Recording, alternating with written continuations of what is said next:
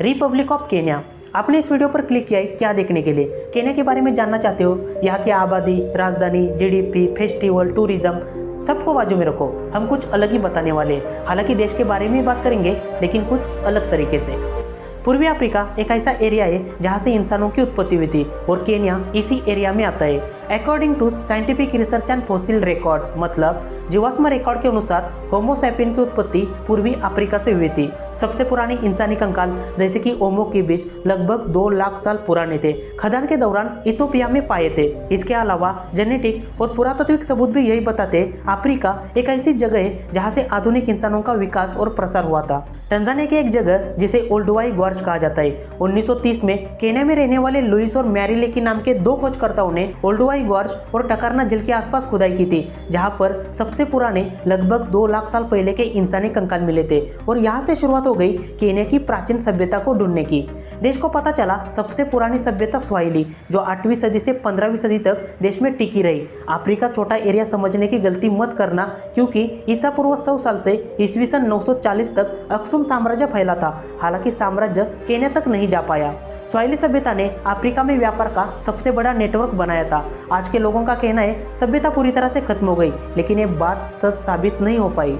16वीं सदी के पुर्तगाली आक्रमण ने व्यापारी नेटवर्क को खत्म किया, क्योंकि उनका नेटवर्क अरबी, फारसी, भारत और बाकी अफ्रीकी सभ्यता तक फैल चुका था। पुर्तगीज लोगों ने समुद्री व्यापारी रास्तों को बदल दिया, जिससे सभ्यता का पतन हो गया। सभ्यता का पतन हो गया इसका मतलब साम्राज्य खत्म हुआ, इंसान नहीं।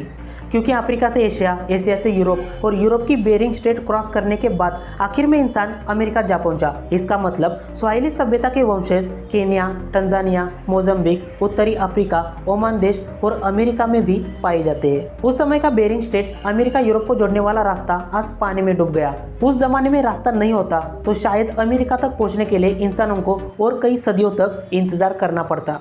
इस तरह के फोटो अपने इंटरनेट पर देखे होंगे। कुछ लोग बोल रहे हैं अफ्रीका 2 भागों में बट रहा है। क्या ये बात सच है? इसका जवाब है हाँ। सबसे बड़ा कारण द ग्रेट रिफ्ट वैली, जिसने केन्या को 2 भागों में बांटा, एक पश्चिमी हिस्सा और दूसरा पूर्वी हिस्सा। जमीन खिसकने की वजह से घाटी, दरार, तालाब और ज्वालामुखी का निर्माण होता है। टेक्टोनिक प्लेट मतलब पृथ्वी की ऊपरी सतह जहाँ पर हम खड़े, आज से लाखों साल पहले अफ्रीकन रिफ्ट वैली का निर्माण हुआ था।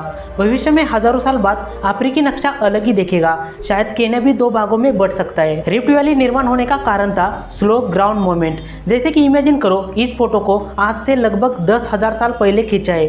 फोटो को 2024 में देखने के बाद ऐसा लगेगा जैसे कि सब कुछ बदल गया। हमें यकीन नहीं होगा फोटो उसी जगह का है। एक बात तो मैं आपको बताना ही भूल गया, जो मुझे सबसे पहले बतानी चाहिए थी। देश को केन्या क्यों कहा जाता है? नाम का मीनिंग क्या है?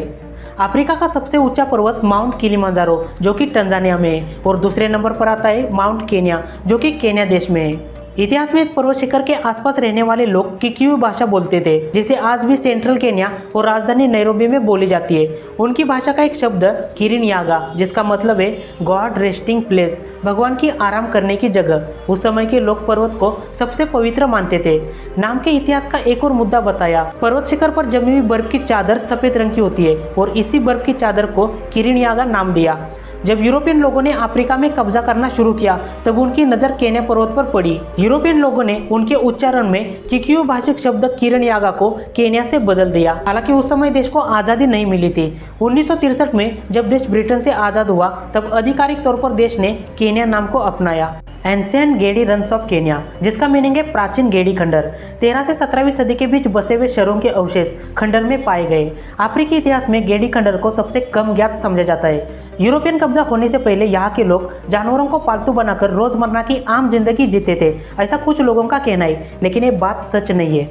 आइवरी बर्निंग मतलब हाथी के दांत जलाना। दुनिया में कई सारे जंगली जानवरों की शिकार की जाती है उनके बॉडी पार्ट बेचने के लिए। उनमें से 2 जानवर एलिफेंट और राइनोसेरस।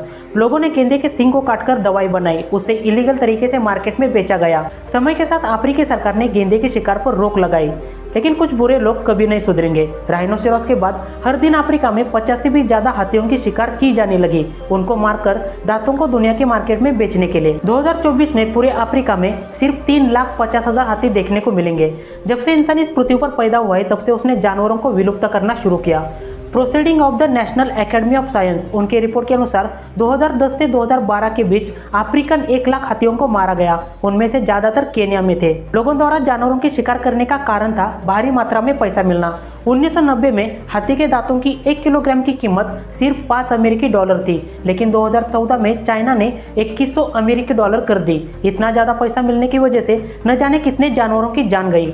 इस बुरे बिजनेस को बंद करने के लिए केन्या में दांतों को जलाने की पहली घटना 1989 में घटी, जब 12 टन दांतों को जलाया था। उसके बाद 2011 में 5 टन और 2016 में आखिरी बार 105 टन हाथी के दांत और 1 टन गेंदे के सींग जलाए। इस पूरी घटना को आइवोरी बर्निंग कहा गया। इसका मेन मकसद हाथी के दांतों के शिकार और व्यापार के खिलाफ दुनिया को एक मजबूत संदेश देना। हालांकि इस घटना के बावजूद भी शिकार को पूरी तरह से रोकने में सफलता नहीं मिली, लेकिन लोगों में एक जागरूकता बन गई।